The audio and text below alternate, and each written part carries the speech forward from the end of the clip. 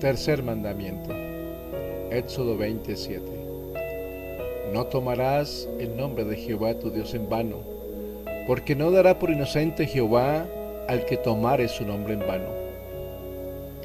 Hay muchas personas que creen que tomar el nombre del Señor en vano se refiere al uso del nombre del Señor como una palabra grosera, pero abarca algo mucho más que un uso en vano del nombre de Dios.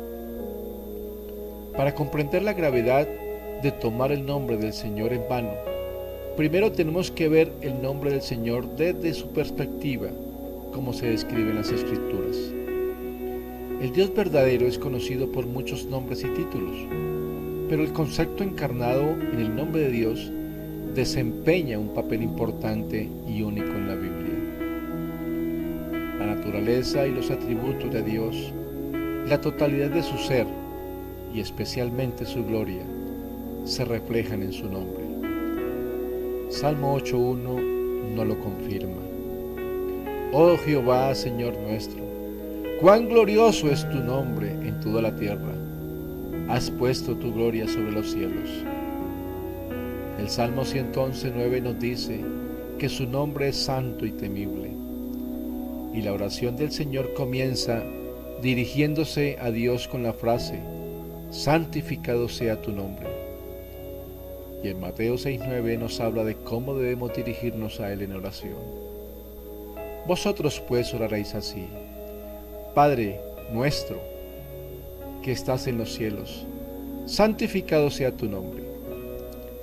Siendo esta una indicación de que en nuestra oración la reverencia hacia Dios y a su nombre debe ser lo más importante. Con frecuencia entramos en la presencia de Dios con presuntuosas listas de responsabilidades para Él, sin ser conscientes de su santidad, de su grandeza y el enorme abismo que separa nuestra naturaleza de la suya. Y que se nos permite incluso venir delante de su trono es por causa únicamente de su gracia y de su amor misericordioso para con nosotros. Hebreos 4.16 nos lo afirma. Acerquémonos pues confiadamente al trono de la gracia, para alcanzar misericordia y hallar gracia para el oportuno socorro.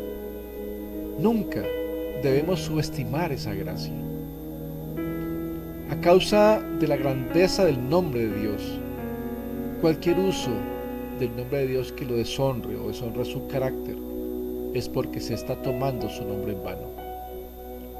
El tercero de los 10 mandamientos prohíbe tomar o usar el nombre del Señor en una forma irreverente, porque eso indicaría una falta de respeto a Dios mismo. Una persona que usa incorrectamente el nombre de Dios, el Señor no lo dará por inocente. Éxodo 27 es el tercer mandamiento, y lo repito nuevamente: no tomarás el nombre de Jehová tu Dios en vano, porque no dará por inocente Jehová al que tomare su nombre en vano. En el Antiguo Testamento se deshonraba el nombre de Dios cuando no se cumplía con un juramento o una promesa hecha en su nombre. Veamos Levítico 19.12 que nos dice: y no juraréis falsamente por mi nombre, profanando así el nombre de tu Dios, yo Jehová. El hombre que usaba el nombre de Dios para legitimar su juramento y luego rompía su promesa, daba a entender su falta de reverencia hacia Dios, así como una falta de temor de su santo castigo. Era esencialmente lo mismo que negar la existencia de Dios. Sin embargo, para los creyentes no hay necesidad de usar el nombre de Dios para legitimar un juramento, ya que en primer lugar no estamos llamados para hacer juramentos. Que nuestro hablar sea sí y nuestro no sea no. Leamos Mateo 5:33 al 37. Además habéis oído que fue dicho a los antiguos: no perjurarás, sino cumplirás al Señor tus juramentos. Pero yo os digo, no juréis en ninguna manera, ni por el cielo, porque es el trono de Dios, ni por la tierra, porque es el estrado de sus pies, ni por Jerusalén, porque es la ciudad del gran rey. ni por tu cabeza jurarás, porque no puedes hacer blanco o negro un solo cabello. Pero sea vuestro hablar sí, sí, no, no, porque lo que es más de esto, del mal procede. Hay un sentido más amplio en el que la gente de hoy toma el nombre del Señor en vano. Aquellos que mencionan el nombre de Cristo, que oran en su nombre y que toman su nombre como parte de su identidad, pero que deliberadamente y continuamente desobedecen sus órdenes, están tomando su nombre en vano. A Jesucristo se le ha dado el nombre sobre todo nombre, ante quien rodilla se doblará, y que lo encontramos en Filipenses 2:9-10, que nos dice: por lo cual Dios también le exaltó a lo sumo y le dio un nombre que es sobre todo nombre, para que en el nombre de Jesús se doble toda rodilla de los que están en los cielos y en la tierra y debajo de la tierra. Y cuando asumimos el nombre de cristiano o cristianos, lo debemos hacer con la comprensión de lo que esto significa. Si profesamos ser cristianos, pero actuamos, pensamos y hablamos de una manera mundana o profana, estamos tomando su nombre en vano. Cuando representamos inadecuadamente a Cristo, ya sea intencionalmente o por ignorancia de la fe cristiana, como se proclama en las Sagradas Escrituras, estamos tomando el nombre del Señor en vano. Cuando decimos que lo amamos, pero no hacemos lo que Él nos manda. Lucas 6:46 nos hace la pregunta: ¿por qué me llamáis Señor, Señor, y no hacéis lo que yo digo? Son muchas las ordenanzas de Dios expresadas en su palabra. Se nos ha enseñado el cambio de la dieta mundana que se lleva por la dieta original, una reforma a los hábitos alimenticios pecaminosos, una reforma en pro de la salud y de la vida espiritual, que lleva al ser humano a tener un carácter elevado, un carácter celestial como el de nuestro Señor Jesucristo, digno de morar en el reino de los cielos. También Dios nos ha exhortado a salir de las ciudades para vivir en el campo, para prepararnos espiritualmente, llenarnos de conocimiento, para hacer la obra de ir a predicar a las ciudades en pro de las almas que se pierden. Crear una dependencia y obediencia total de Él y sus mandamientos. Hoy son muchos los que desobedecen al Creador, al no acatar y obedecer su palabra. Estamos tomando su nombre en vano y estamos en peligro de escucharle decir: nunca os conocí, apartados de mí. En el día del juicio final nos puede pasar lo que dice Mateo 7:21-23. No todo el que me dice Señor, Señor, entrará en el reino de los cielos, sino el que hace la voluntad de mi Padre que está en los cielos. Muchos me dirán en aquel día: Señor, Señor, ¿no profetizamos en tu nombre, y en tu nombre echamos fuera demonios, y en tu nombre hicimos muchos milagros? Y entonces les declararé: nunca os conocí, apartados de mí, hacedores de maldad. El nombre del Señor es santo como Él es santo. El nombre del Señor es una representación de su gloria, de su majestad y su deidad suprema. Debemos estimar y honrar su nombre mientras lo reverenciamos y glorificamos. Hacer algo menos que eso es tomar su nombre en vano. La palabra en vano así traducida significa iniquidad, falsedad, vanidad, vacuidad. Inculcar reverencia es el principal propósito del tercer mandamiento. Salmo 111:9 nos dice: redención ha enviado a su pueblo. Para siempre ha ordenado su pacto, santo y temible es su nombre. Eclesiastés 5:1 nos habla: cuando fueres a la casa de Dios, guarda tu pie y acércate más para oír que para ofrecer el sacrificio de los necios, porque no saben que hacen mal. No te des prisa con tu boca, ni tu corazón se apresure a proferir palabra delante de Dios, porque Dios está en el cielo y tú sobre la tierra, por tanto sean pocas tus palabras. que es una secuela apropiada de los dos que proceden. Los que solo sirven al verdadero Dios y le sirven en espíritu y en verdad, evitarán cualquier uso descuidado, irreverente o innecesario del nombre santo. No desobedecerán, no blasfemarán. La blasfemia o cualquier lenguaje descuidado por el estilo no solo viola el espíritu de la religión, sino que indica también falta de educación y caballerosidad. Este mandamiento no solo se aplica a las palabras que debemos evitar, sino al cuidado con que debemos usar las que son buenas.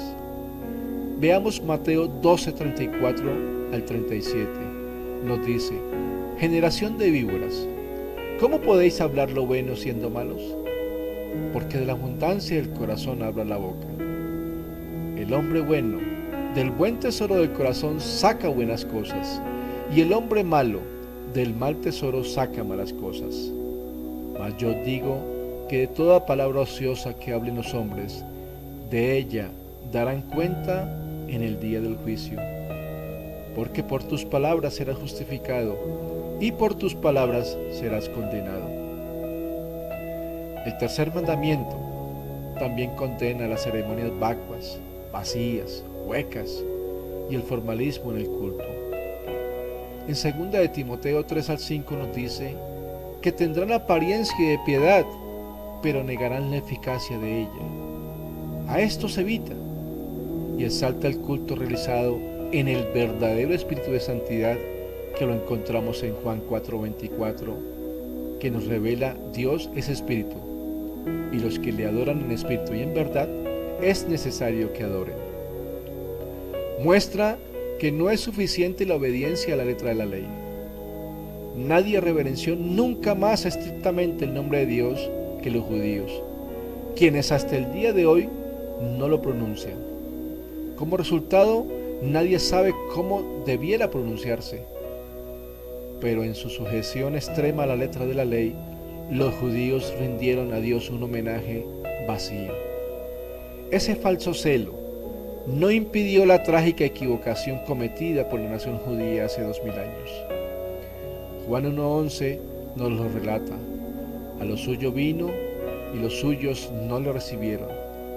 Hechos 13:46 nos enseña que entonces Pablo y Bernabé, hablando con denuedo, dijeron: a vosotros a la verdad era necesario que se os hablase primero la palabra de Dios, mas puesto que la desecháis y no os juzgáis dignos de la vida eterna, he aquí nos volvemos a los gentiles. Se nos indica por qué se dio este mandamiento. No hemos de jurar ni por el cielo, porque es el trono de Dios, ni por la tierra, porque es el estrado de sus pies, ni por Jerusalén, porque es la ciudad del gran rey. Ni por tu cabeza jurarás, porque no puedes hacer blanco o negro un solo cabello. Todo proviene de Dios. No tenemos nada que no hayamos recibido. Además, no tenemos nada que no haya sido comprado para nosotros por la sangre preciosa de Cristo. El tercer mandamiento también prohíbe el juramento falso o perjurio, que siempre ha sido considerado como una grave falta social y moral, digna del más severo castigo. El uso descuidado del nombre de Dios denota una falta de reverencia para con Él. Si nuestro pensamiento se enfoca en un plano espiritualmente elevado, nuestras palabras también serán elevadas y serán dictadas por lo que es honrado y sincero. Filipenses 4:8 nos exhorta cómo hacerlo. Nos dice: por lo demás, hermanos, todo lo que es verdadero, todo lo honesto, todo lo justo, todo lo puro, todo lo amable, todo lo que es de buen nombre, si hay alguna virtud, alguna, si algo digno de alabanza, en esto pensad. Las quemantes palabras de ira no deben ser pronunciadas, porque delante de Dios y de los santos ángeles son como una especie de blasfemia. El tercer mandamiento no solo prohíbe el jurar en falso y las blasfemias tan comunes, sino también el uso del nombre de Dios de una manera frívola, descuidada, sin considerar su tremendo significado. Deshonramos a Dios cuando mencionamos su nombre en la conversación ordinaria, cuando apelamos a Él por asuntos triviales, cuando repetimos su nombre con frecuencia y sin reflexión. Santo y terrible es su nombre, escrito está en el Salmo 111:9. Todos debemos meditar en su majestad, su pureza y su santidad, para que el corazón comprenda su exaltado carácter y su santo nombre se pronuncie con respeto y solemnidad. No es al hombre a quien debemos exaltar y adorar, es a Dios, al único verdadero y viviente, a quien se le debe adoración y reverencia. De acuerdo con la enseñanza de las Escrituras, deshonramos a Dios al dirigirnos a las personas dándoles el nombre de reverendo, de padre o de sumo sacerdote, porque solamente estos nombres pertenecen a Dios. El santo nombre de Dios debe usarse con reverencia y temor. Las palabras de Dios Todopoderoso son expresadas juntas y empleadas por algunos en oración de una manera descuidada y negligente que a Él le desagrada. Los tales no comprenden a Dios ni a la verdad, pues si lo comprendieran no hablarían con tanta irreverencia del Dios grande y temible, que pronto los ha de juzgar en el día postrero. Dijo el ángel: no las unáis, porque terrible es su nombre. Los que se dan cuenta de la grandeza y la majestad de Dios pronunciarán su nombre con santa reverencia. Él mora en luz inaccesible. Ningún hombre puede verle y vivir. Estas cosas tendrán que ser comprendidas y corregidas antes que la iglesia pueda prosperar. Salmo 33:8 nos exhorta a que tema a Jehová toda la tierra, teman delante de Él todos los habitantes del mundo. Los santos ángeles se han disgustado debido a la forma irreverente en que muchos han usado el nombre de Dios, el gran Jehová. Los ángeles mencionan el sagrado nombre con la más alta reverencia, velando con sus alas siempre sus rostros cuando pronuncian el nombre de Dios. Y el nombre de Cristo es tan sagrado para ellos que lo repiten con la más grande de las reverencias. La verdadera reverencia hacia Dios no es inspirada por un sentido de su infinita grandeza y un reconocimiento de su presencia. Este sentido del invisible debe impresionar profundamente todo el corazón. La presencia de Dios hace que tanto el lugar como la hora de la oración sean sagrados, y al manifestar reverencia por nuestra actitud y conducta, se profundiza en nosotros el sentimiento que le inspira. Santo y temible es su nombre, declara el salmista. Conviene tanto a los jóvenes como a los adultos estudiar y meditar, y a menudo repetir aquellas palabras de la Santa Escritura que muestran cómo debe considerarse el lugar señalado por la presencia especial de Dios. Quita el calzado de tus pies, ordenó Dios a Moisés, junto a la zarza ardiente, porque el lugar en que estás, tierra santa es. Jacob, después de contemplar la visión de los ángeles, exclamó: Jehová está en este lugar y yo no lo sabía. No es otra cosa que casa de Dios y puerta del cielo. Jehová empero está en su santo templo. Guarda silencio de él toda la tierra, dice Habacuc 2:20. Porque Jehová es Dios grande y Rey grande sobre todos los dioses. Venid, postrémonos y encorvémonos, arrodillémonos ante Jehová nuestro Hacedor. Él nos hizo y nosotros somos suyos, su pueblo y las ovejas de su dehesa. Entrad en las puertas con acciones de gracias y en sus atrios con alabanza. Dadle gracias y bendecid su nombre. Salmo 95, 3-6 y Salmos 103 y 4. Para santificar el nombre del Señor se requiere que las palabras que empleamos al hablar del Ser Supremo sean pronunciadas con reverencia. Vuelvo a repetir lo que dice el Salmo 111, 9. Santo y terrible es su nombre. Nunca debemos mencionar con liviandad los títulos ni los apelativos de la deidad. En la oración entramos en la sala de audiencias del Altísimo y debemos comparecer ante Él con pavor sagrado. Los ángeles velan sus rostros en su presencia. Los querubines y los esplendorosos y santos serafines se acercan a su trono con reverencia solemne. Pero santificar el nombre del Señor significa mucho más que esto. Podemos manifestar cómo los judíos contemporáneos de Cristo, la mayor reverencia externa hacia Dios, y no obstante profanar su nombre continuamente. El nombre de Jehová es fuerte, misericordioso y piadoso, tardo para la ira y grande en benignidad y verdad, que perdona la iniquidad, la rebelión y el pecado. Nos lo dice Éxodo 34, 6 al 7. Se dijo de la iglesia de Cristo en Jeremías 33, 16: esto es lo que la llamarán: Jehová, justicia nuestra. Este nombre se da a todo discípulo de Cristo. Es la herencia del Hijo de Dios. La familia se conoce por el nombre del Padre. El profeta Jeremías en el capítulo 14, en el versículo 9, en tiempo de tribulación y gran dolor, oró así: sobre nosotros es invocado tu nombre, no nos desampares. Este nombre es santificado por los ángeles del cielo y por los habitantes de los mundos sin pecado.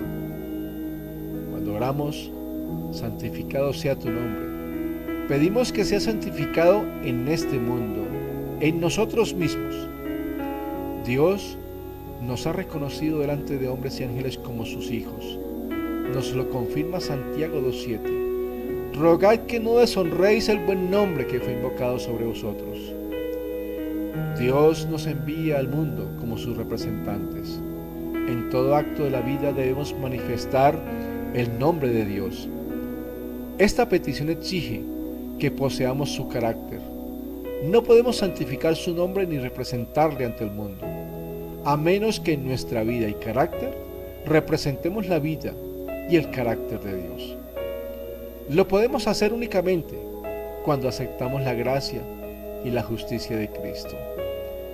Hebreos 11:3 dice: por fe entendemos haber sido constituido el universo por la palabra de Dios, de modo que lo que se ve fue hecho de lo que no se veía.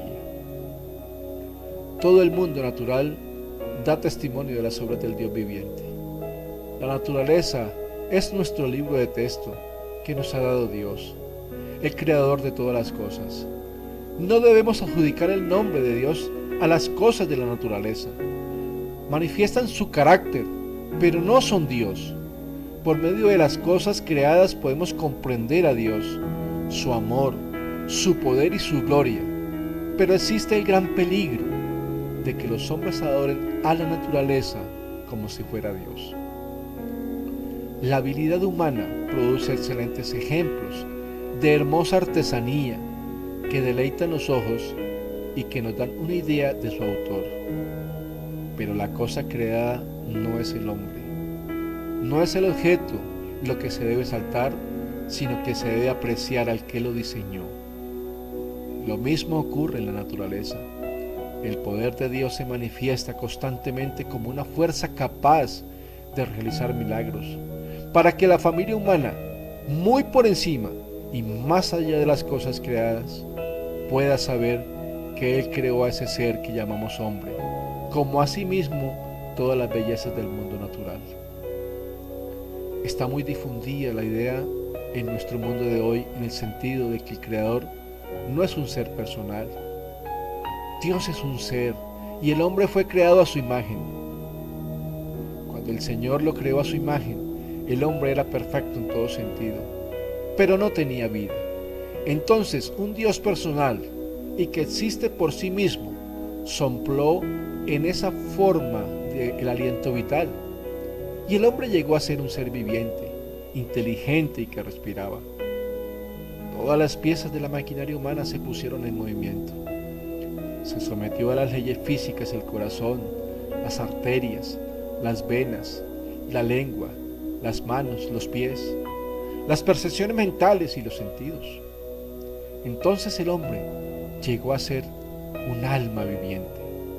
Por medio de Cristo, Dios, no un efluvio, no algo intangible, sino un Dios personal, creó al hombre y lo dotó de inteligencia y de poder. El Señor es un Dios personal y viviente. Un Salvador personal y viviente vino a este mundo para anular los efectos de las torcidas insinuaciones y las tergiversaciones serpentinas de Satanás. Cada vez que desobedezcamos a nuestro Dios, estamos violando este mandamiento y por ende todos sus mandamientos. Santiago 2:10 nos lo afirma, porque cualquiera que guardare toda la ley, pero ofreciere y ofendiere en un punto, se hace culpable de todos. Bendiciones.